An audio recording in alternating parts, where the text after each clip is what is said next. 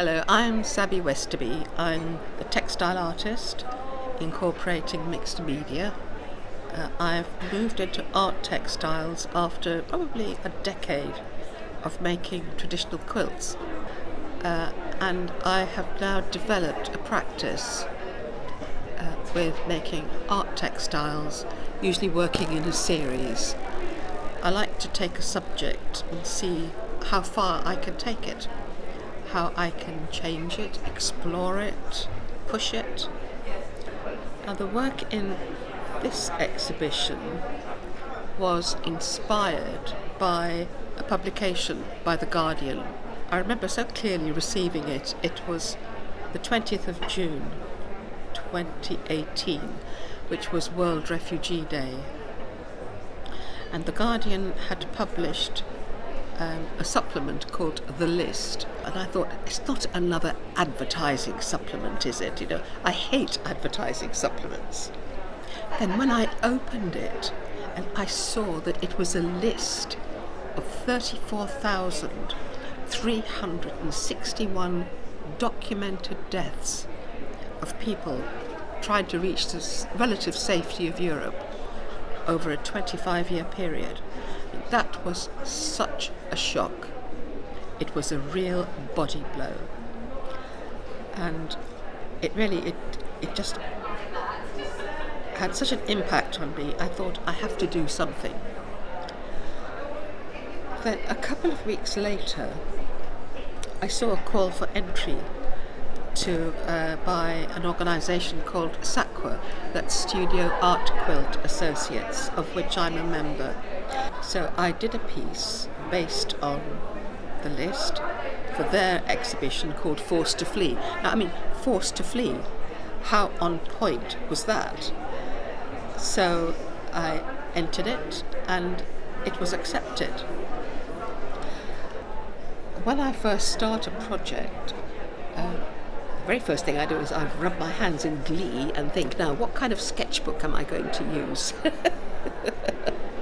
Because a sketchbook is always the starting point for all my work. I have a huge collection of them, and they're very popular. So at exhibitions that I've had, I've always put sketchbooks out, and people ask me, how much is this? Absolutely not. My sketchbooks are priceless to me. They're not going anywhere out of my studio. And I've got a sketchbook for this exhibition as well. However, as looking at the images, you'll see that they're the same technique. So, the printing on fabric, the stenciling, the hand stitching. So what differs with each piece is the placement of the figures. Sometimes they're pretty random, sometimes they've got a pattern to them. So I did some experiment in my sketchbook, but I had a fairly clear idea quite early on when making this series of work of what I wanted it to look like. Samples that I've done, I keep all of them. I tried hand stitching with sort of fancy stitches, what I call fancy stitches, but they didn't work. Machine stitching didn't work, because machine stitching actually would ruin the delicate outline of the figures. The paint I use is Markle paint sticks. I think in America they're known as Shiva sticks. And what I like about them is that you can make them as opaque or as translucent as you like. And you can layer the colours. I've only used one colour for these pieces. It was ivory black. There's a softness about it. It's not a harsh black. I didn't want to detract from the message I wanted to get across, which is, here's the data, here are some images of what the people might have been like. Think about it. Read the data. Be shocked. Be saddened. Be angered. But don't ignore it. Now, I've always had a yearning to have a gallery at Festival of Quilts. I thought, yeah, that would be really good, would be really great. So I applied last year, and of course COVID put everything to a halt. And then when I was accepted this year in March, I had to stitch like mad. I made 13 pieces in 3 months. And I'm absolutely delighted and honoured, thrilled to be at festival. I mean, it's the highlight of my textile year. You know, every year has been, you know, I've been coming here every year. The way I've made these pieces is to have pages of the list printed professionally. The organisation that collected it, United Intercultural Action, they have given permission for the document to be reused and interpreted. And so I was really pleased that I could do that. So every page I've used here is different. They've all been printed professionally on cotton. And the imagery, they were all inspired by pictures of refugees fleeing their countries. Looking at the photographs, you see families carrying bedding, holding a child, carrying one bag. You cannot imagine leaving your country with everything that you own that you can take with you in one carrier bag.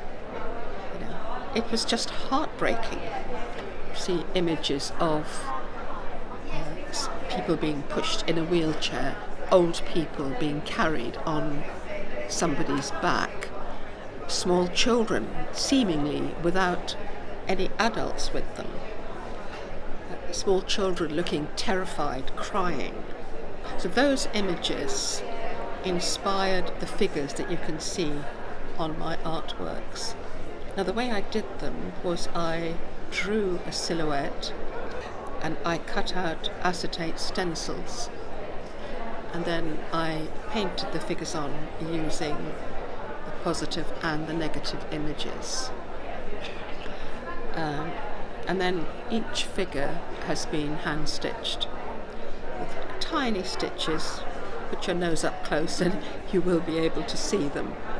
And I have to confess, I also pricked my fingers lots of times. So several pieces have actually got my blood on them. And I thought, well, it's going to dry and it's going to be dark. I'm not going to try and remove it, because what is a pinprick on my finger compared to what people have been through? So I just wasn't that worried about it. And I think they've elicited the responses that I hoped they would. I've had people in tears. I've had people shocked. And actually, I want to shock people. I want people to realise that when you see a figure that says 480 people died when a boat capsized, I want them to think this not just 480 the figure, it's 480 lives, 480 people trying to look for a better life. And what were they leaving? Civil war, oppression, persecution, torture. And then of course climate change is having this huge impact worldwide, where people are having to uproot because their lands are being destroyed.